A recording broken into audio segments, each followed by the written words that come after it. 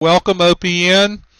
Thank you all for being here, and for any other channels that are mirroring us. We appreciate your support and your watching. We're very fortunate, and I'm honored and humbled to have Linda Busch Somach here tonight, otherwise known as our very own lippylulu. She's a streamer and occupier, most often connected with Occupy Earth. Lippy is a clinical psychologist with a BA from Lehigh University and her MA and PhD from Bowling Green State. She was a specialist in parent-child relationships in post-infancy children, and she's going to tell us an awful lot about her story, about her emergence as an activist and occupier, and also her, I would say, mostly unexpected emergence as a fairly popular streamer out of the New York area. And this from a lady who, by her own admission, was not terribly technically adept. And now she's out in the field on the front line streaming for Occupy Earth very often. We have Zena facilitating tonight, so she'll help keep things rolling.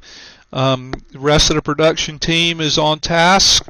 That would be Suze and Uppity and Clearly, and we're glad to have you all here. So with that, I want to give you a warm welcome. Thank you for joining us tonight. And why don't you give a little bit better introduction to yourself and whatever contact information you would like to share, and we'll get rolling. Okay. Well, hi everyone. It's great to see a lot of good friends there. And like Artista has said, I'm normally found on Occupy Earth, but I visit lots of other places too, and in fact a lot of the people here chatting I know from other rooms as well. I am a clinical psychologist. I started off as an attachment theorist, attachment relationships, and then I moved into the post-traumatic stress disorder area in my training, working at a VA hospital. And I think some of you have been to my previous talks on PTSD, but I'm not really going to talk that much about that tonight, because I think we're going to talk really about how does a middle-aged kind of regular person become not just a person who supports Occupy, but is out there like running in crowds, screaming my head off with a cell phone, on a monopod, live streaming, and in the middle of stuff I never would have imagined. So I guess that's where we're going. And I can see the chat a little bit, and I guess people can ask you questions. We'll have questions rolling along as we get into it. So, did you give your Twitter name or any contact information? lippylulu Mama on Twitter. Again, that lippylulu Mama on Twitter. So that's a good way to get a hold of me. And my at this point, my regular email everybody has anyway, so it's okay with me. It's lippylulu@aol.com. It's as easy as possible to find me that way. So Mama is spelled with an A, Zena. Sorry, lippylulu Mama, M-A-M-A. And I use that specifically because that's what my daughter called me for a really long time. She's from Russia. She came here when she was 8 years old, and I was Mama, and she had Papa. So excellent. That's how I got that name. So I want to launch right into your prehistory before the Occupy movement, and a very interesting point that you made while we were in the green room eating M&Ms is that your dad was a very committed activist and actually got you started at the age of 6 years old. So I'd love you to tell a little bit about your history or run up as an activist type personality. Okay, sure. I'd love to say that, and I have a feeling that my parents are watching right now, so I'd like to just tell them I love you both, and I'm really glad that you're here, and also that your two daughters and your granddaughter is here in the chat room right now. So it's a family affair, and I wouldn't even be surprised if my brother is watching and lurking in the background. My father is now retired in his 80s, in his early 80s, and He was a school teacher in Yonkers, New York, way back when. I'm 48, so, whenever that would have been, in the 60s, 70s, and also very involved in the union there, and they had a couple of really brutal strikes because those teachers were not paid. I mean, it was terrible how teachers were treated. And he was part of their negotiating team with the union, and I remember there being a strike and him taking me. I remember being on a picket line, and I remember going to a big meeting in an auditorium, and there was some kind of joke made about somebody, and I got it. I was 6 or 7 years old, and I understood it, and that's kind of how it started. And since then, we have activists in the family. I mean, my brother was a Vietnam War activist, anti-war activist in the 60s. He's 13 years older than me, so I was young for that. But he was frontline, revolutionary. Excellent, excellent. So you come from a whole family of badasses, pretty much, is what we're going to say. I guess we're nerdy badasses, except for my niece who's also watching. I mean, we tend to, we're certainly nonviolent, but we go about things maybe in a more intellectual or measured way in some ways. But running through the streets screaming with your phone, a Droid phone, is not really nerdy. Well, it's nerdy in one way, but it's not intellectual. There is a distinction, but it's Yes. valuable, and we're grateful you're doing that. So let's hop ahead from the childhood, and why don't you tell us a little bit about what brought you to the Occupy movement? Well, I had never heard of Occupy Wall Street till probably September 16th, when my mother said to me, "Did you hear what your niece is doing? She's going into Manhattan to sleep in some park with Matt, and this Occupy thing. Do you know what this is?" I'm like, "What the hell?" I'm like, just thought, okay, crazy teenage niece thing. And then I kind of heard a little bit about it, and then wham, it hit. And a lot of people know the story that my dear niece was arrested on day 4 of Occupy Wall Street, one of the very first arrestees. She was 17 at the time. She was treated terribly. It was a nightmare. We couldn't find her. That was my introduction to Occupy, was really the poor police treatment, the arrest of a teenager who did nothing wrong. I mean, if anything, I could say slightly poor 17-year-old judgment, nothing. And then she was arrested again a week later on the Brooklyn Bridge. Again, they didn't do anything. But by the time the Brooklyn Bridge happened, I was already watching on live stream and had found, Global Revolution and getting interested and sending donations down to Zuccotti Park, food, pizza, groceries, first aid, those kinds of things. So, and then it just grew slowly, more and more. I think it culminated in January. I went to Chicago to visit a friend, and that was my first live stream. I had gotten my 4G phone, and all I did was stream my hotel room. And no one watched it. I mean, I think maybe opinionated on. Everybody watched it. It went viral. I just thought I'd share that with you. Are you kidding me? When I stream like my TV and the dresser and the bed. And Yeah. We all know that. That's what we identify with. Oh, that's too funny. You've got to be kidding me. Yeah, I'm joking. Thank God. But that weekend, I got out there on the ground occupying for the first time and ran around Chicago with people I'd never met before. And it just clicked, it clicked to me, not just that these really big actions were important, because Chicago at that time, they were evicted early on, so there were small groups, but they were everywhere, all over that city, groups of 5, 6, or maybe 10. There were meetings with other community organizations. I was embraced by complete strangers, and it changed me. It absolutely changed me. So.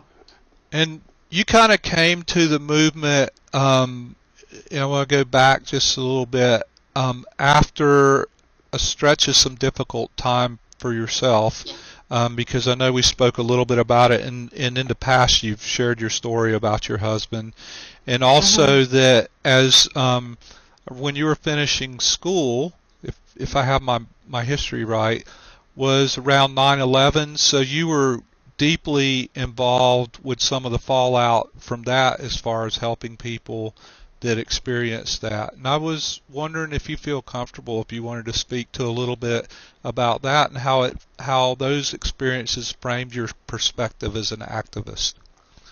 Well, I think they're both very important, and probably actually the experience of my husband's death more important than the 9/11. Actually, it wasn't when I finished graduate school. It was actually when I went into private practice that I opened my practice September 1st, 2001 in Staten Island because I had gotten married and moved there to be with my husband. And, within 10 days, things got very busy. And I was already a PTSD expert. So that kind of gave me a loyalty to New York City and also a different perspective on the police, firefighters, New York City workers, all those kinds of things. Because since that time, I have a steady stream of 9/11 first responders, and I'm seeing the police, those people, very different than some of the ones we see on Wall Street. So I think one of the things that gives me a little bit of an edge when I'm streaming, or not even an edge, it's just a different way, is I treat the police with the utmost respect. No, there was one time I was running down the street screaming and swearing, but that just was, emotion overtook me. For the most part, I'm excessively polite, and I get places and can talk to them. So that's a good thing.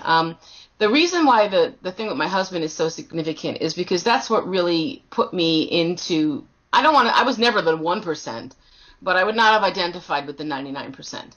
I was upper middle class in private practice with a husband. We owned a beautiful house. We had a child.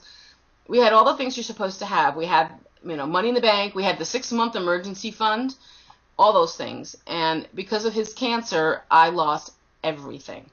Not because of his cancer, because of our broken health care and health insurance system. Mm-hmm. So, it was actually a calculated decision to either, go with whatever we were handed and have him die miserably, or have him die with dignity and go for broke. Use up everything to have him comfortable and stay around as long as possible. So now I'm losing my house. Here's an interesting mortgage situation.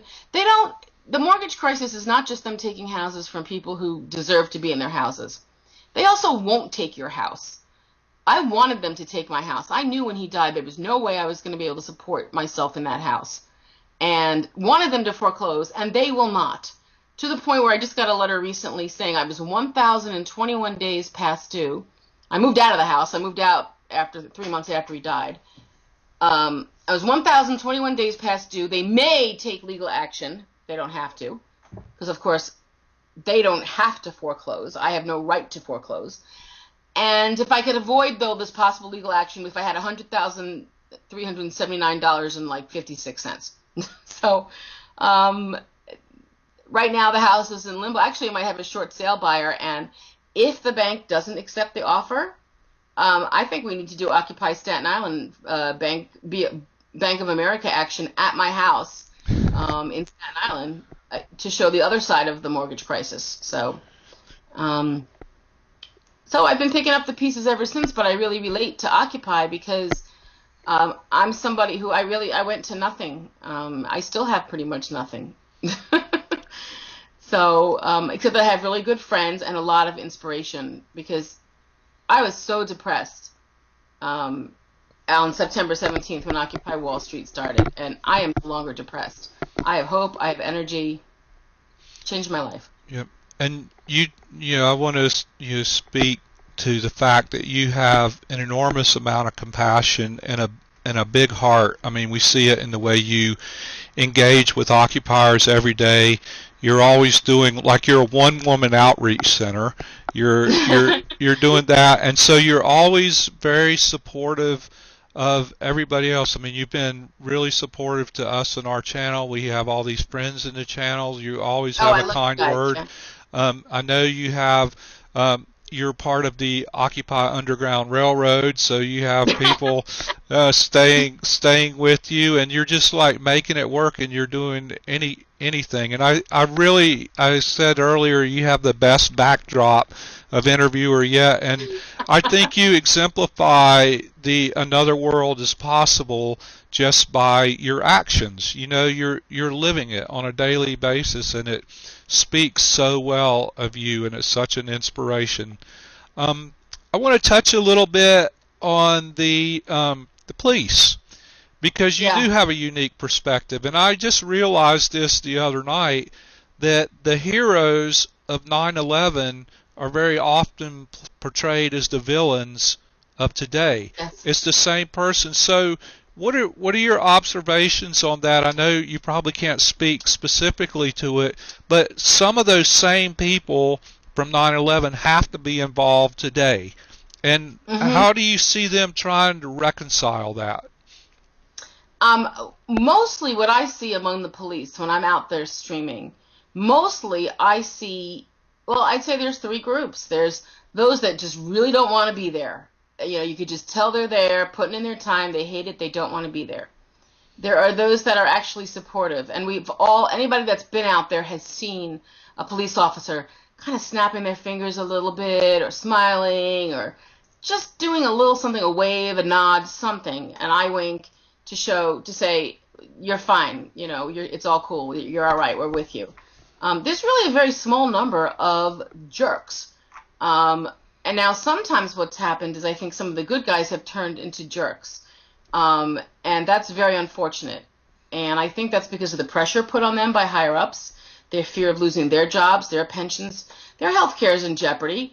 Our police officers, once you turn 65, they think they have like health care for when they retire. They don't. Their GHI changes. They have no mental health care once they hit the age of 65 from their GHI, from the police department. None of them know that while they're active. So I think that there are good guys that are turned into jerks. Part of that also is a lot of people have heard of Stockholm syndrome, where you identify with your oppressor. Mhm. It's a little bit like that, and also a little bit like I hate to talk psych, but it's called cognitive dissonance. If you're forced to profess a view that you don't believe in, or you just have to for whatever reason, eventually you end up believing in it. So if these police officers are being forced to suppress occupiers, treat them badly, do all this kind of stuff, eventually that's going to be such a mess in their heads that they'll start to actually believe it's the right thing to do. So that's what I think is going on. Yeah, Sorry for the psychobabble. no, that's good, because that's part of why we do these interviews, is because all we can see as far as information is what we see and hear, and there's not a lot of depth and nuance to it, so it's helpful to have somebody make an observation like that. So before I ask my next question, I need some clarity. Was there a Lippy, the Occupy protester, before there was a Lippy, the Occupy streamer? Well, I was definitely very active online before I was streaming. I was sending, I had a budget for my donations. I was very active in Occupy Earth, things like that, making phone calls, doing that sort of thing. I went from Occupier, like on the ground Occupier, to streamer very, very quickly. Because I was on Occupier on the ground in Chicago, I streamed my hotel room, and the next time I did anything in person, I was live streaming or Ustreaming to Excellent. Occupy Earth. So that transition happened within a month. But the gear took longer to transition. I started off just holding my little cell phone, and then now I have like gear, like photography gear. It's really funny. So you have a 'cause I rig. don't understand it. That's awesome. So why don't we talk a little bit about that, because that's a pretty rapid transition, and clearly you were compelled to do it, and Yes. quite honestly, you're really good at it. So how does that feel? Does your perspective change as a documentarian, or do you feel still like you're a participant into action, or just kind of give us that perspective? Well, it's interesting. I think that when I'm streaming, I am participating. Every streamer has a different style, and some are much better at observing and commenting on what they see around them. And I am very much participating at the same time that I'm doing some of that observation stuff. But I'm chanting, I'm mic checking, I'm participating. I'm not saying, okay, now there's a mic check going on. No, if I'm standing there and it's important, I'm screaming my head off. So I think the reason for that is because, and it's the same reason for the set behind me of all the signs. I was a theater minor in college. There is this performer part of me that can speak in public, that is a little bit fearless about doing that kind of thing, and doesn't mind being funny, can be myself, can be spontaneous. And all of that influences what I'm like as a streamer.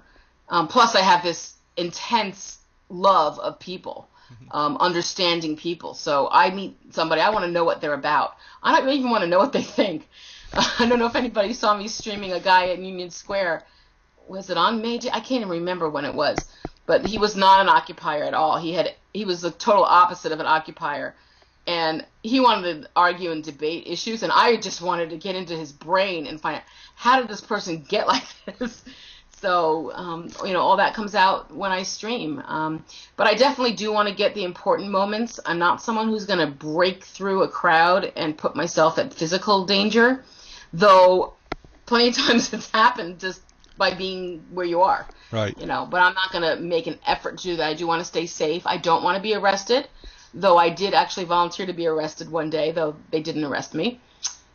And well, we love your approach, and it just actually cracks me up to know that there's a PhD psychologist out there pointing a camera at somebody and saying, "What are you about? What are you about?" Because that they have to just not assume. That would not be my first assumption if somebody was sticking a camera in my face. But I mean, you really mean it, and you bring the tools to the task. And I would bet it's pretty surprising once they begin to understand that. So that's a great story. Well, it's really actually, I'm doing the same thing that I do at work. I mean, someone comes to see me, I basically say, "What brings you here?" What do I do when I'm live streaming? I go up to someone and say, "So what brings you here?" I do the same thing, just in a different mode, Yeah. and with this monopod and the camera and all. Right. Well, that's good. So MacDale's on the chat stream. I don't know if you can see him, but he said that you got the gear and you guys all learned how to use it, and then you went out, and I think he's been out in the field together with you. Yes. Once or twice that I remember. More than a couple times. Yeah, you guys have had a marathon streaming day. Do you usually go out with either him or some other person to tag team and have somebody to watch your back, or are you solo a lot? I went solo one time in Newark and learned my lesson not to do that. Only because I was completely lost and had to walk miles and miles and miles, and it was a little scary and weird. Right. So that I haven't done. I do go out with a buddy, another friend, or a lot of times now, if there's a good action, Mac and I will meet up in the city, and we stay in touch with each other. We might break apart, so we're streaming different sections. Right. But then we run into each other eventually, and we've had some other people that help us a lot also. And now I've been there enough that I can just turn around and see someone familiar and ask for some help. Right. If I need it, because you're always dropping something, or you need something, or you're dying of thirst, or right. And it's a grueling exercise. I try to make that point a lot, having done stuff like that. And it is physically and emotionally demanding, and usually under pretty stressful conditions, is it not? Yes. I mean, some things are just really laid back and chill, and it's just fun. But usually there's a bit of stress, and sometimes there's a whole lot of stress. May Day was just unbelievable. I mean, there were moments of tremendous joy. I mean, complete joy and empowerment. And then there were moments where I was really, really scared. There were really funny moments. There were times when I felt like crying. I mean, it was just everything. So it is physically and mentally exhausting. The day after, we leave there. When we got back from May Day, the people I don't know what, Mac, I don't know what you were like, but we were like, we looked like we came back from war. I was actually in the best shape. I mean, I was out there with Mouse, who was in tremendous pain and exhaustion. He did like 8 gazillion marches. I was there with Rob and Sean of Coffee Talk. They do their new show. Sean is pregnant. She did a ton of marching. Rob was everywhere. Rob was falling apart. He'd gotten kind of jabbed elbow bad, I think, from a police officer, and I think he actually dislocated his shoulder a little bit. And Rob, if you're watching this, or Sean, Larry appears to want to go out or in. He's banging on the glass door in the back. Someone could let him in or out. That's Prozac Larry, my dog, who will never be an Occupy dog, but he's special. Anyway, we came back from May Day. We looked like battle-weary people. We were, take out the Motrin, drink water, ice, all of that. Rob's shoulder had been popped at some point, and that made it a lot better. But, unbelievable. It's, and, I can't tell you how grateful all of us are that you guys are out there doing that. I mean, over and over. On May Day, we pretty much stream Organizer X in Elizabeth all day long, and it was a 14-hour day. And the next day, he called me. He's like, "I can't even move. I just feel like I've been in a train wreck," And it was like amazing what you guys go through for us, and we're extremely grateful. So, thank you for that. Well, it's not all just generosity, because I really have needed to get in a healthier exercise regimen in my life, and Occupy's done it.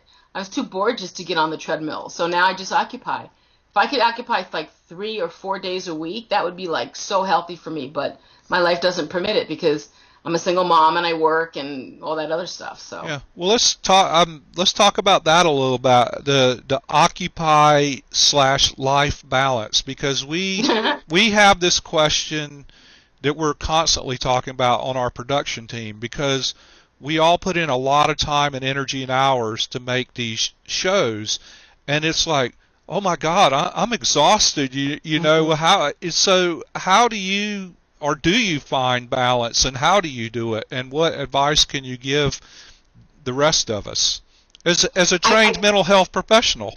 Yeah, I see Zena writing, there is no balance anymore, it's all a blur, and sometimes I think that's true, but actually I've achieved better balance, I think, with Occupy, and that might be just unique to me personally, but I was so down and depressed before Occupy that I was really disorganized, and this forces me to structure my time better. I have to know when I'm going to be working, when I'm going to have mommy responsibilities, and when I can go Occupy.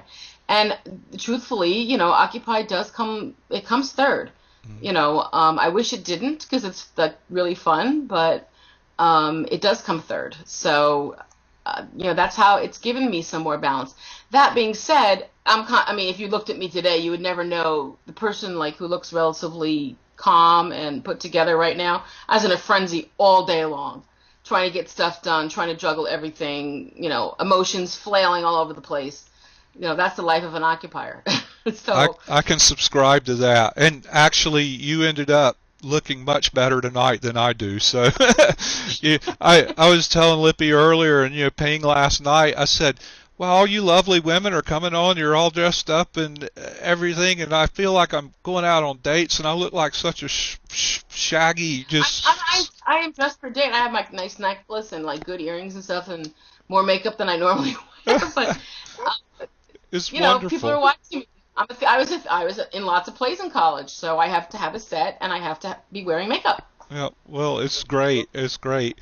Why don't you tell us a little bit about your current actions in Occupy? Just describe that a little bit. We probably have touched on most of it, but just give us a picture of your typical Occupy day. Well, actually, since May Day, I have not been all that active. I've been really busy with one other thing that's going on that should end this weekend. My daughter's participating in a Spinal Research Foundation charity event, which has become much bigger than anticipated and taking up a lot of time, and that is this Saturday in New Jersey. And so I've been really busy with that, as well as just keeping, as you know, I have occupiers living in my house, so we call it the Occupod, and keeping the Occupod running. Everybody pitches in, but it's still my Occupod, so it feels very busy doing stuff like that. Right. So it's been a busy week. But my next thing that I expect to be doing, I know there's some things next week going on in the city. There's one in particular they're doing something Tuesday night in Times Square. If I can do that, I will get out there streaming, but Tuesdays are a little bit tough for me. I'm really big on the NLG, National Lawyers Guild Spring Fling. In fact, if someone could put that link up, that would be great. And we're also got a WePay on there. It looks like probably for NetMom, which would be great. But anyway, back to the NLG.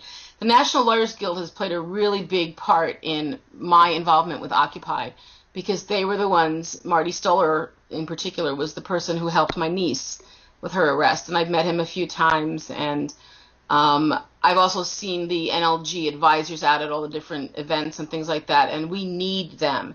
And this Spring Fling is a fundraiser to help them continue to help Occupy. They've done so much. I mean, they are on overload. And it's going to be a really nice night. They're going to have dinner and dancing and entrees in a bar, and we get to dress up a little bit, and they have a 3-tier pricing, $35 for students, $60 low income, and I think $120 is the full price. So I'm trying to get as many people that I can to go in my life to have a good time. Right now I'm going with 5 or 6, I think there are of us. And I tell people, also if you can't go but you can buy a ticket, put the ticket in my name, and I'll make sure that it gets to an occupier who's benefited from NLG services. NLG, here's an example. I mean, they're not just there in the courts. I swear they got me through a police barricade. I forgot what day it was, but they're up on the steps. Everybody knows the federal steps right now. Uh-huh. And the police were barricading occupiers. Not everybody else. Everybody else could go through, but if you look like an occupier, you couldn't go in. And I was arguing with them about that. And I don't look like an occupier except that I have the monopod and I wear a press pass. Otherwise, they would have let me through. And I basically said to them, listen, you'll never arrest me for breaking the law. I'm not someone who does break the law. But yeah, you will arrest me if you break the law and violate my rights. So I'm going to step forward now to go through this barricade. And if you're going to arrest me, take me now. And I had already read out their badge numbers and the people for Occupy Earth to make some civilian complaints. But I said, I'm going to step forward now, take me now. I put one step forward. I yelled NLG as loud as I could. And like in 2 seconds, there was a sergeant that sprung over there and was like, okay, open it up. And they opened up the barricade, and myself and however many people behind me, we all got in. And then we streamed the whole day, and it was a wonderful day in front of the federal steps. We were singing the Star Spangled Banner that night. They had the saxophonist. It got really hairy. There was pushing. I had to get plucked out of the crowd at one point. Rob 253 pirate here, I heard, I got you, Lippy, at one point. His arm came down. It was like the arm of God, He just grabbed me and pulled me out because people were falling down. And that is the part which makes me angry about the police, because that was unnecessary. The police were crowding people and pushing them, and they were falling over, and it was dangerous, Yep. So much for public safety. Angry pacifists got arrested. Oh yeah, angry on the steps. I think it was that night. Yeah. Well, they do that. I have a theory that they do it to just try to get a reaction. So the fact that we typically don't speaks well of us, and I think it's important to provide contrast between their actions. Hey, doggy. That would be Prozac Larry. Somebody must be near my house, and he's freaking out. He's doing his job. He's doing his job. But yeah, to establish the contrast between the overbearing actions of the police and the peaceful actions of the protesters is a very good vehicle, I think. Oh yeah.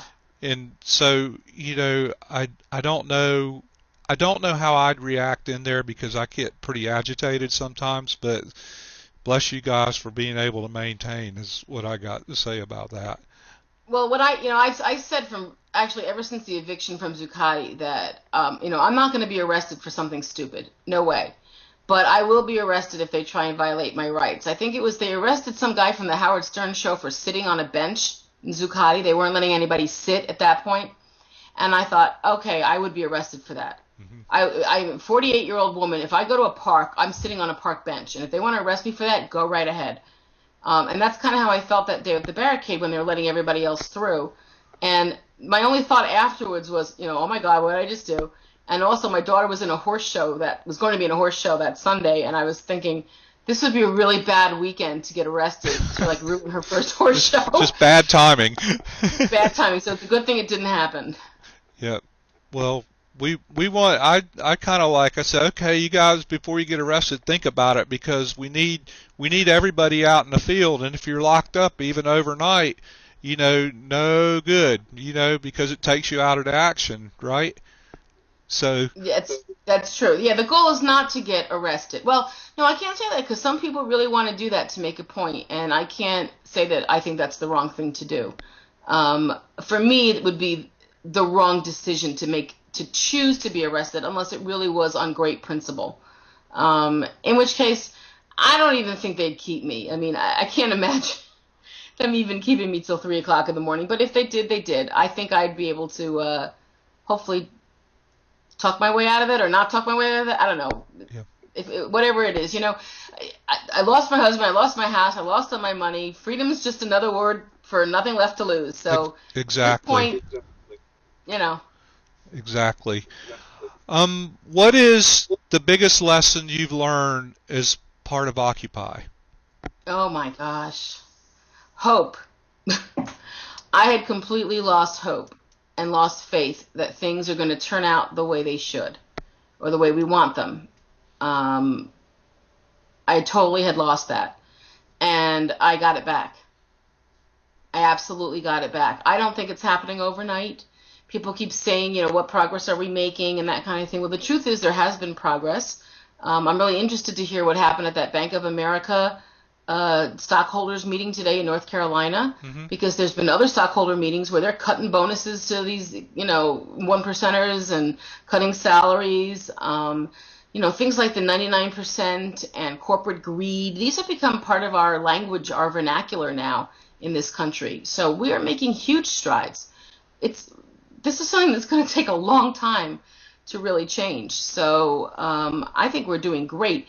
And that we've remained peaceful through all this, and the stuff that we've seen, the heads being bashed through windows and pepper spray and tasing, and the mistreatment that my niece went through, we've stayed peaceful. It is a miracle. So it has given me hope. It is pretty impressive. And just a note on Bank of America in Charlotte. We were covering that this morning, and I had a couple of tweets that said that there was 100 occupiers inside the meeting, and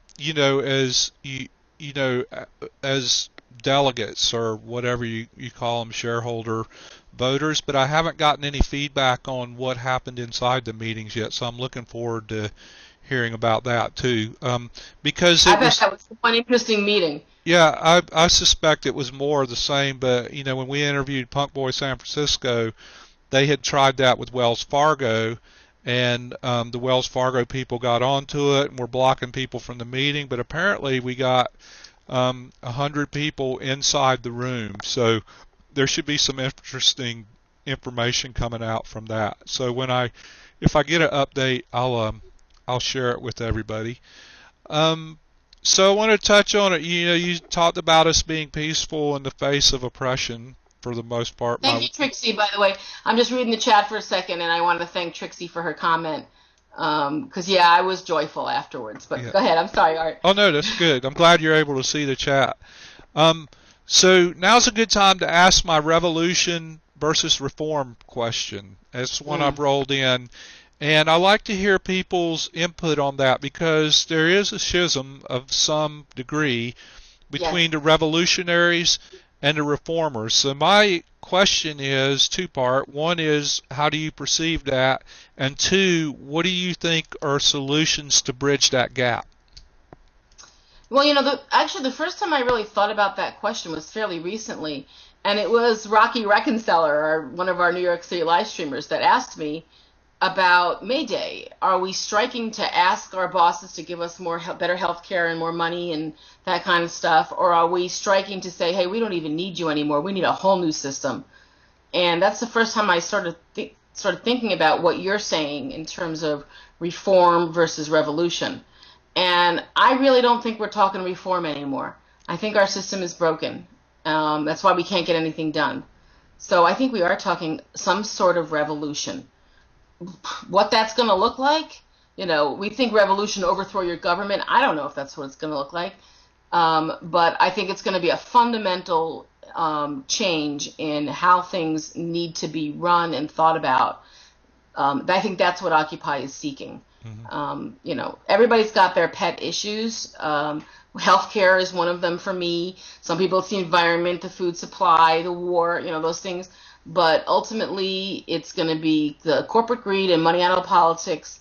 And when those things are attacked, huge changes are going to occur in how our society is structured. So I think we're looking revolution, and I think that's why we are, when we're occupiers, I've learned this recently, we're soldiers. I didn't get that till May Day, and the beaten and downtrodden came back to my house. And I looked at them, I was like, oh my God, we're soldiers. This is what they look like. You come back falling to pieces and, knowing you did the right thing. So right. Some of us are more hardcore soldiers than others, but we're all soldiers. Yeah, that's a really good perspective because, early on in, say, September and October, I was really into the language and the semantics that we were using, and I felt that at the time that using militaristic terms to define, elements and points was counterproductive. But I think I've come, like a lot of people, I've come to mature my view on that, and that's what it is. And somebody, I think it was the anti-fracking guys, said, quite clearly and concisely that this is nothing less than a struggle for our survival as human beings. And I think yes. And I think that is true. So we are soldiers. This is right, wrong, or indifferent. It is a fight. Now, how we choose to fight is up to us, but we need to make no mistake. It is a battle between good and evil. And I know that sounds dramatic, but that is kind of where I am with it today. I would agree with you, and I would agree with what Ruby's saying in the chat about it's a peaceful revolution. I think that hopefully all the revolutions all over the world that have to happen are peaceful revolutions. That would be a wonderful change. That would be, we are unstoppable. Another world is possible. A world where when there needs to be changes, it can be achieved peacefully, without war, without greed and hurting each other. Would be miraculous. Right, and I think we need to remind each other of that because it's really hard in the heat of actions or in heated debates and discussions. People lose their temper and it can kind of degrade. But I think that we need to just remind each other to be compassionate and thoughtful about where people are coming from and why. I believe this week, my position this week is I'm in favor of revolution, but I want it to be nonviolent revolution. So Absolutely. So I'm all about dismantling and rebuilding, but I'd prefer that it be done without, physical or emotional violence. And I don't know if that's idealistic or pragmatic or what, but that's where I am. It's worked so far, I think it's the only way we succeed.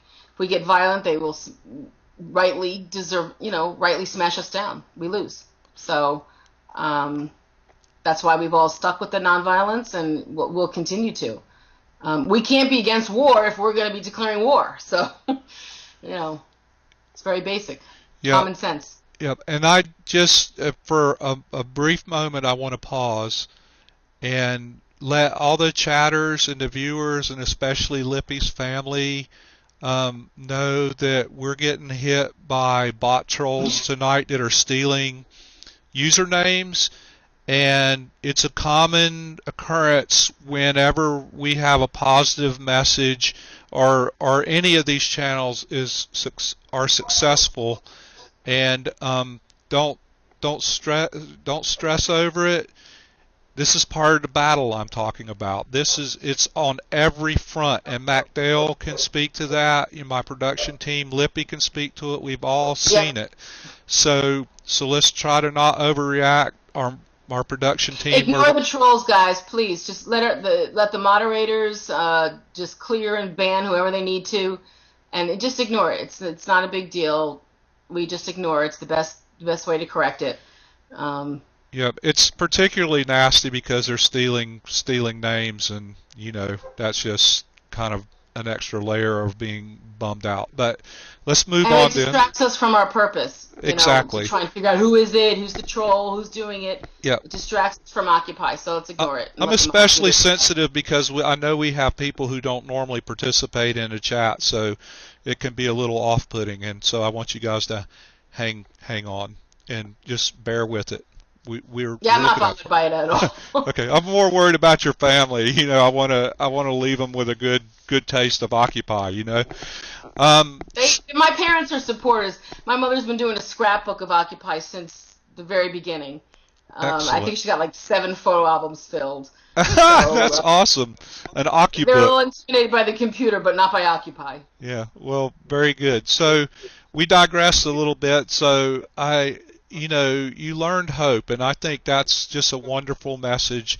And then I think you expressed that with your positivity and your actions and all the contributions you're making and all the support you give. So thank you for that. My next question is, what do you think our biggest challenge as a movement is?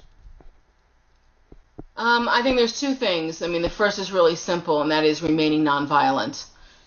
People get tired, people are hurt, people are angry, and sometimes that can lead to people behaving in ways that they would not normally, or it can attract the wrong kind of people. So that's one of our challenges. But the other is the nonviolence within ourselves. And what I mean by that is not physical violence, because I'm not someone who's going to physically get violent, but the infighting among ourselves, the competition among streamers and channels, and even within channels. I mean, I don't know, we all struggle with each other, those of us that participate in the sort of the back rooms of different channels where you have conflict sometimes, and we must persevere and find peace and harmony that way. And that not just in the live stream channels, that goes for the occupations as well, the Occupy movements, those that have a physical occupation, those that don't.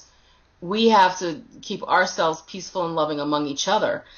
That's unity, that is solidarity, and that's what's going to make us win. I'm glad you made that point. My next question is, having been on both sides of the coin, as part of the ether occupy, I'll use the term, and part of the ground occupy, how do you see us bridging that gap so it's a smoother interaction, because they're distinctly different or separate populations, and sometimes there is tension there. So how do we get through that? Well, one thing is Susie Q did that wonderful thing where we write letters, emails to on-the-ground occupiers in Union Square because they felt so isolated and alone. I think that with the sort of birth, rebirth, and now like growth spurt, or what would they call it, a baby boom of live streaming or streaming, that the on-the-ground people are going to understand more how important the on-the-computer people are to the whole movement. Because now it's not just a couple of streamers out there. We're everywhere. We're friends with each other. We're out there occupying with them. We're breaking bread with them, It's not, we're one of them. We are occupiers. So that will help tremendously. And the other is for those people who can't get out for whatever reason, I would suggest 2 things. One is you do whatever you can do from the sidelines, financially, or even just through spreading the word about, when there's a WePay link for, whether it's an Occupy event or whether it's an occupier in need. I think you mentioned someone recently, a really important and special person who recently became ill, was diagnosed with a serious illness, and, we just have to support each other personally like that. And then also, if you think you can't get out there on the ground because of whatever reason, I have to tell you, if I can get out there, and some of the people I see out there get out there, there's hardly anyone who can't get out there. I see very, very old people out there. I see people in wheelchairs, on crutches. I know when I started, I was not in good health. The night I was out running around New York City looking for my niece to see what police precinct they dragged her to, I was not in good health at that point. Little by little, you get healthier and healthier, and you get out there. And people will help you. You're never really alone when you're with an Occupy action. You're not. So That's true, and like anything else, it's a matter of building up to it. So, an afternoon event, something quiet, and you Right. just build up to it, and pretty soon you go on your first march, and but it's important for all of us to know that every every bit matters. It takes Mm-hmm. every contribution, no matter what it is, and everybody can do something. And by contribution, I'm not speaking about just financial. I'm talking about time That's and right. energy. Send it That's right. emails. Help out on a channel. Anything you can do is equally valid, and That's right. that's a point I want to make, because it's going to take all of us doing everything to shift this paradigm. It That's just true. is, and that's why we can work together. Everybody's equally important, I think. Um, you know, for That's my soapbox. um, No, it's true. I live in New Jersey, and I'm also a member of Occupy Bergen County, New Jersey, and we're not a young group of occupiers. I'm on the younger end of the range there, and they're out there. We did a Bank of America action in Hackensack, New Jersey. There's another one planned, I think, for this weekend. And some of those folks who downright, I mean, if they're watching, it. You're older. You're 80, you're 83, you're 85, or you're in your 70s or 60s, or you've got one health problem or another. And let me tell you, they were out there when we did our Bank of America action. There's nothing like a little old lady handing out a pamphlet to a car. They can't say no to her. You just can't. So it works. Yeah, we did an hour and a half. We didn't do a 6-hour march. Let's be realistic here. We made a difference. Every bit makes a difference. It's like a big spider web. And if one little piece of the web gets wrinkled, it affects the other end somehow, some way. mhm. So we all got to keep doing it. Right, ripple effect. And we have to do it because it needs to be done, not because we get notoriety or popularity or we get the viewers or we get the comments. We have to do the work because it needs to be done. We've gone too long culturally and socially not doing the work, abdicating our responsibility, abdicating our power, and that's what's brought us to this point. So it's time for all of us to rise up and speak out, I think. So what's next for you and Occupy? I'm gonna get out there and live stream actions as much as I can. That's really, really, I love doing it. I call it, it's terrible. I call it streamer's high.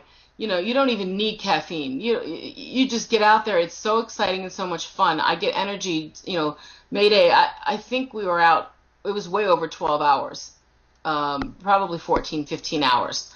I can't do that on a normal day, but if I'm holding that cell phone on my monopod and I'm out there, I can keep doing that.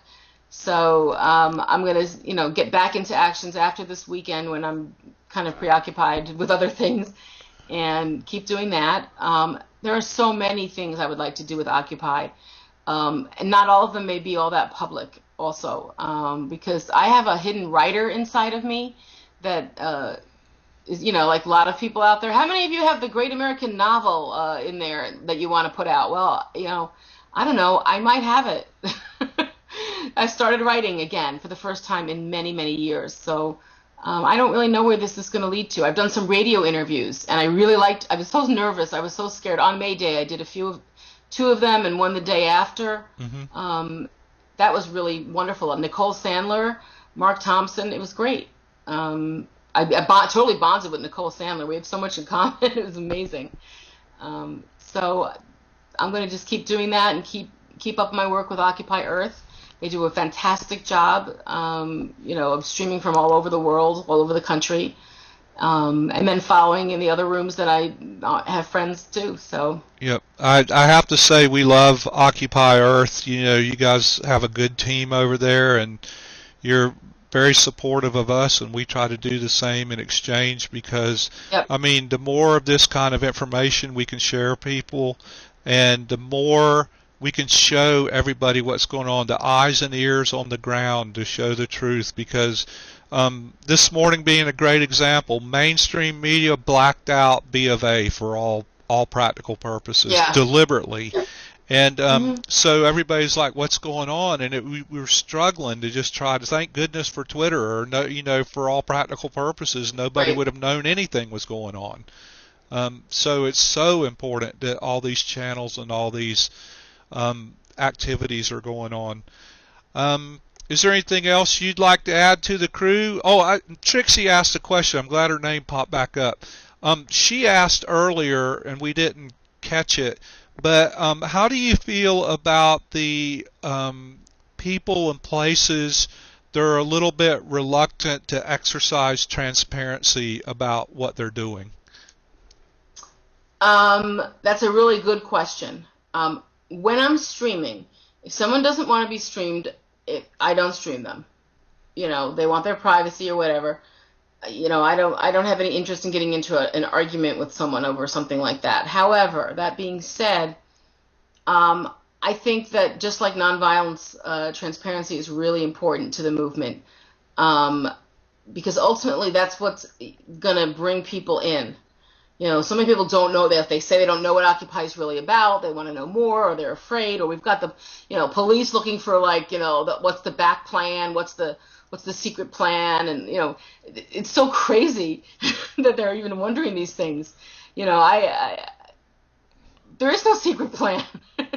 We're just out there saying, another world is possible. Let's get money out of politics. Let's, do all these things. So I think the transparency is very important. Not that doesn't mean that we don't need to be thoughtful and planful, Hmm. but we can do that. And, our creativity is what surprises them. It's not our maneuvers or, those kind of things. It's the creativity that you see out there. When you see a model, a puppet of the Brooklyn Bridge crossing the Brooklyn Bridge, I That's mean, pretty like, come awesome, on. right? Yeah. I Yeah, love the street that's no theater of it. secret. Hello. Yep. We have a dancing Lady Liberty with puppeteers that dance her, surprise. Yep. We have love. We have, that's the surprise. We're not going to be violent. Um, so transparency is very important. Yep. And Princess Luna followed up with that, asking if you've ever had a problem with people who are protesting not wanting to be on the video. Not ever during an action, ever.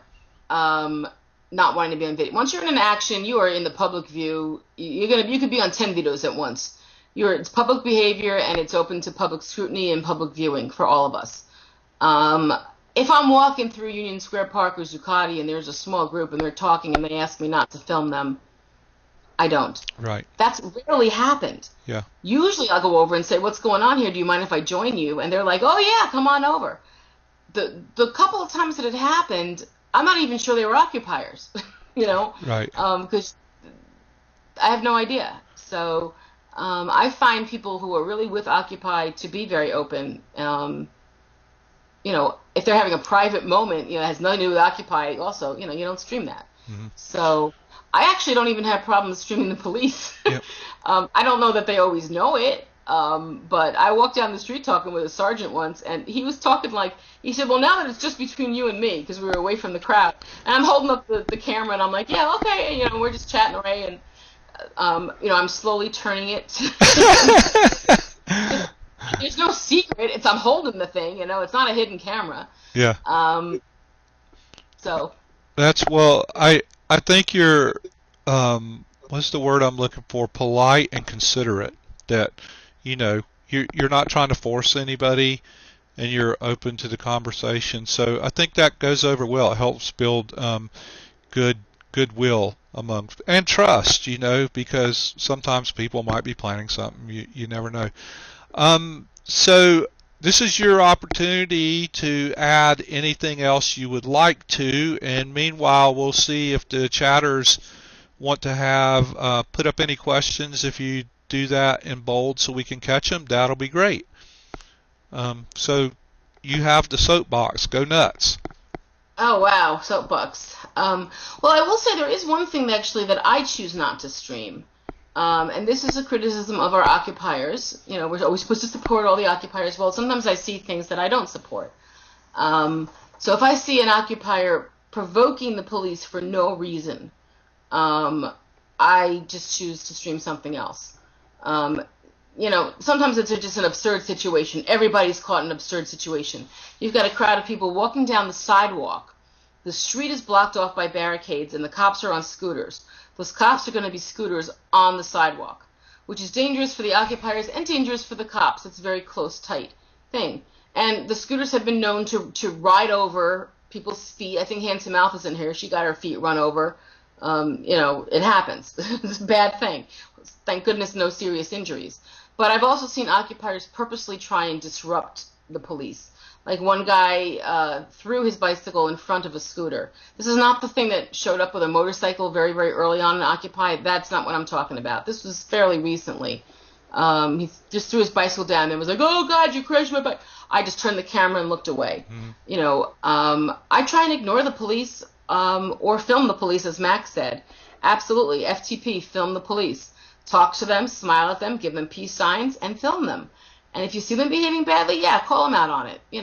That's perfectly, I think, justified. Public behavior is open to public scrutiny, whether you're a police officer, an occupier, or just walking down the street. So, that's one of the things about who I stream and who I don't stream. Yeah. When I'm being a live streamer. Go ahead. Well, Luna wants you to make a tape of things not to do as a protester, like to film to film those and then make not to do. Trixie, go ahead. We're all family here, so hop in. She's going to ask a question that she's okay, afraid. Trixie, I'm watching. Yeah, we're on it. Bring it. Why are people so mean to Tim? That's a really good question, and I have to tell you, I am a Timcast fan, and a Tim fan. Tim is, for anybody who doesn't know, which is nobody in here, but my parents won't know, Tim is a live streamer. He was one of the first live streamers, and he's a really superb streamer. He's not like me in that he's not as participative. He's not going to be yelling mic check and that kind of stuff. He's more of the observer, but I think people are mean to Tim out of jealousy. Ultimately, I think it's jealousy. Mm-hmm. There is some paranoia and distrust among, within Occupy. So, how does Tim have such a great stream all the time, and his audio is perfect and his sound is perfect and he always knows where to be at the right time and, all those kinds of things. And when you see him out there working, he'll give you a nod, but he's not going to sit down and shoot the shit with you. Right. He is working it. Yeah. And he's amazing. I mean, one day I was saying, if Tim had to hang from a tree to get the best view, he would. And like the next time I was out, Tim was hanging from a tree, getting the best view he could. He carries very little gear on him. I'm sure he has people who help and support him, and I certainly hope he has people who protect him. I have no problem with Tim Pool whatsoever. I'm very proud that I got him his battery on eviction day. That was like my first moment of Occupy fame, and that was when I was still back in the sitting at home watching phase, but he was running out of battery power, and I actually took change. I had a box of change, ran to the bank, turned in the change to get enough money to buy him that battery. And then getting him the battery was a whole other dramatic story. But so Tim knows I got him that battery, and when I see Tim, it's not like, "Oh, thank you so much for the battery." No, we give each other a nod, and then Tim is out there working. I take breaks. You all know. You've all heard me eating, sitting, whatever. Tim doesn't take a break, or if he does, you don't know it. He just pops up where it needs to be. So, I think it's jealousy. Yep. I really do. And he promotes himself a lot. He has benefited, probably career-wise and personally, but more power to him. He's good at what he does. He deserves the recognition. Yep. And I want to go on record too as saying I'm a very big fan and supporter of Tim and just the way he conducts himself and the way his logistics and operation are.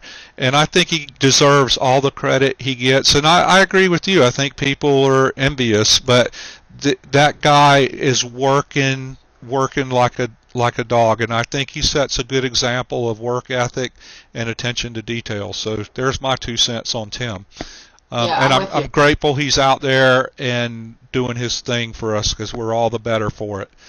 Absolutely. I have a question from Occupy Who that says, have you encountered and filmed any black bloc operations, or have you had any confrontation with black bloc? I don't know how active black bloc is in New York City. I know they're much more active out on the West Coast, like in Oakland. The people I've spoken to, I forgot what they call themselves, but basically the guy described it to me as, we're like Black Bloc, only we're not violent. We don't really do anything wrong. We just sort of shake things up a bit. We agitate. And that's exactly what I've seen. And the agitation that they've done, I have no problem with whatsoever. They are not the ones that are like throwing their little bicycles in front of a police scooter. They're the guys that might start yelling something that is sort of thought-provoking, or one time when we were really in a big, heavy march, it might have been the 6-month anniversary march, which Mac probably remembers. We were running in those streets. We were serpentining through Manhattan. It was wild. And there was a cone placed in a way that actually was a hazard to us marchers, but not a hazard probably to traffic. I don't know. But anyway, somebody ran by, grabbed that cone, and moved it, and put it in a place that it would become a pain in the neck for the police, basically. I don't know if that's a Black Bloc tactic or an Occupy tactic. I don't know what that is, but I thought it was totally cool. No one was going to get hurt from that. It was just going to make things a little bit, the essence of civil disobedience. Maybe this is where I get on my soapbox. The essence of civil disobedience is to be disobedient. If you are doing things by the book all the time, then it's not disobedience. That's correct. So, and we're not talking about civil, illegal, plotting, violent behavior. We're talking about disobedience, things that make things a little bit rough, that draw attention, and sort of require a response. So, some of that stuff has to happen. And in New York City, I see that, and I think it's great. Yep. Hand to Mouth had a comment, and I think it's worth revisiting for a moment. And see if you could pause the chat so I could read it pretty quick. Yeah, I just I have to scroll back myself to see it. Yeah, she was, and it was an outgrowth of the Tim question. Let me get back to it myself.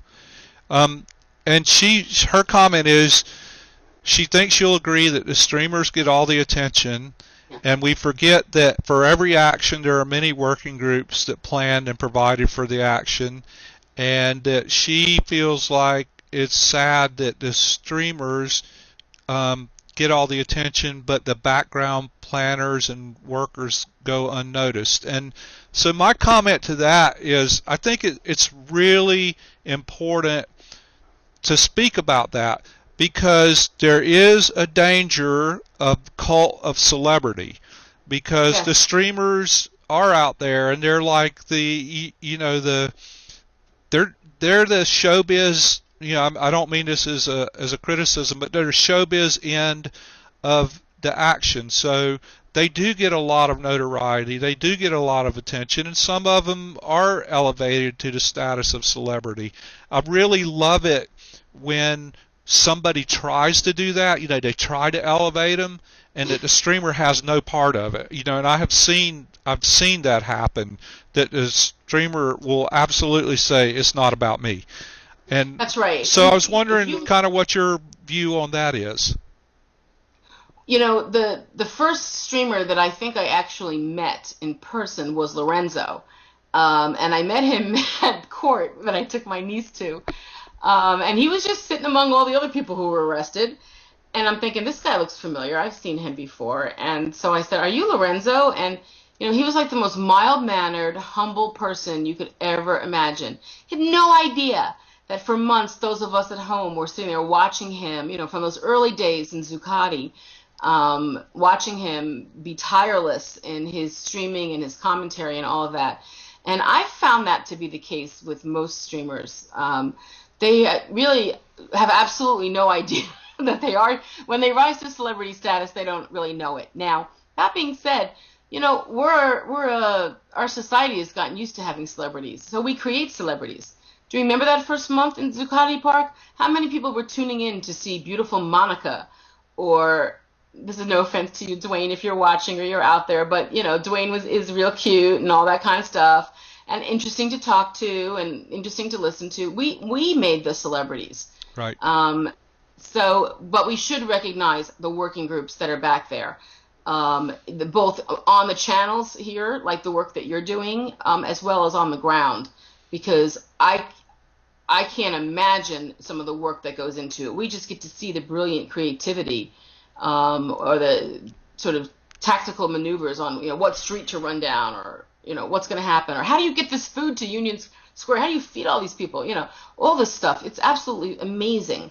I think some people are very happy knowing they did the right thing, whether it brings them recognition or not, And I think that's the same thing for streamers. It's knowing you did the right thing. It's not there's nothing about it that is, oh, I'm getting attention. It's all about how much fun I'm having doing it, and then trying to get the message out and trying to, get the views out. Thank you. I think I might have just banned Opie. You don't need to ban Opie. You have to thwop him on the back of the head like Gibbs from NCIS. Yeah, can somebody look? I might have missed a click on that. I'm sorry, Opie. If you're listening, we'll get you back on shortly. I swear. I could not do this without opinionated. I got to tell you, those at the beginning, he is the one who was talking me through, my cell phone. And let me just also mention here, anybody with a 4G smartphone can stream. I learned to stream from hand to mouth in one paragraph. A paragraph she had gotten, I think, from D. Kelly or Cleary here. Well, somebody. That's how I got started. It is not hard to do. It gets increasingly more complicated when you start buying things. But and then also like on really big actions like May Day where signals were blocked and stuff like that. Right. It's not hard to do. You could live stream your own, Thanksgiving dinner. I wanted to live stream Passover at my house this year. It was really hilarious. So anyone can do it. It's really easy. I did a teach-in on it. Just talk to somebody or look on Google how to live stream or how to use stream, and you'll find a million tutorials. Right. And you can learn it in really 10 minutes. Yep. And we encourage everybody out there that has the ability and any kind of desire to do it, because the more streamers we have in the field, the more eyes and ears are watching, and the better off all of us are. And I think as we move on through the years, the political situation heats up. That's going to become necessary. There's going to be a calculated effort by the mainstream media to block any valuable news, and there's going to be just all kinds of misinformation and everything, and we need to fix it ourselves. So we do need as many streamers out there as possible, because you miss something. I mean, you miss it in 30 seconds. And Mac just mentioned that it's expensive. For me, the biggest expense has been parking, but that's because I got in on an unlimited data plan with Verizon a long time ago, and they don't have unlimited data plans anymore. But when you see a streamer, if you have a streamer who you like or a channel that you like that has a media team, give a little, do a little donate. It is expensive. The data plans are expensive. The phones aren't that expensive. It's the data plans. It's the data. So add occupiers to your family plan. Here's one way you can help.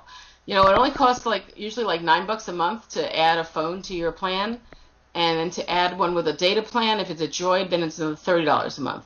So for $40 a month, you can sponsor either yourself or another occupier as a streamer. If you've got the iPhone, it ends up costing you more money, but that's why they get the better pictures. Right. That was a good tip, a helpful streamer tip, a great idea. So Rob asked, if you could say one sentence to all the occupiers, what would it be? That's a great question. Don't give up. Never give up. We all have our moments where we're ready to pack it in, we're ready to quit. Whether we want to quit a chat, we want to quit going to Occupy, we want to do this, we want to quit, we want to give up, it's too much. We all get tired.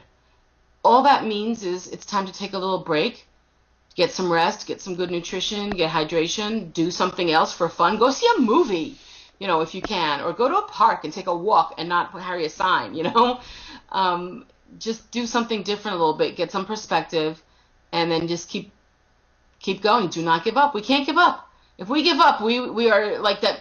The book 1984, it didn't even go far enough for what we're facing right now in terms of restrictions on our freedoms and Big Brother watching us and all that. So, we don't really have a choice, so we can't give up. And with that, I think that's a perfect stopping point, because that's the message I want everybody to take away. And we didn't say 20 words or less, Rob, so it was good. Rob, you should talk, rabble. Rob's in my basement, by the way, for those of you who don't know. He's 253 Pirate. He's one of my basement occupiers, part of the Occupod. Well, I want to thank you for being here tonight and giving such a lovely talk and sharing your positivity and enthusiasm with us. And thank you for all the work you're doing. We appreciate you spent the evening with us. It was wonderful. It was worth waiting for the people who don't know. We had it scheduled, then there was sickness, and then there was other stuff, and so my dog died one night. I'm sorry, I had to cancel. It was terrible, and so, but it was worth waiting for in a big way. So thank you so much, and we wish you all the best and all the love in the world. Stay safe and stay strong. And keep in touch with us. We really appreciate everything you do. So I appreciate you too. Thank you, all of you. Okay, so I'm gonna Lippy, if you'll stay on, I want to go ahead and stop this and archive it, and I'll be back on the chat in just a moment because there's a few things I want to speak to. So if you guys will hang around for a little bit. For those of you who are leaving, I want to give a shout out to the production crew who's really been busting it tonight. Zena, Suze, Uppity, and Clearly. It's been a nasty night. I want to thank Lippy's family for being here. I'm sorry you had to see the dark side, but this is what it's all about, and there's more light than there is dark. I promise you that. All the streams that were mirroring us, thank you guys for watching and participating. And if you'll give me a moment to archive this, I'll be right back. Love you all, and give me 5 minutes.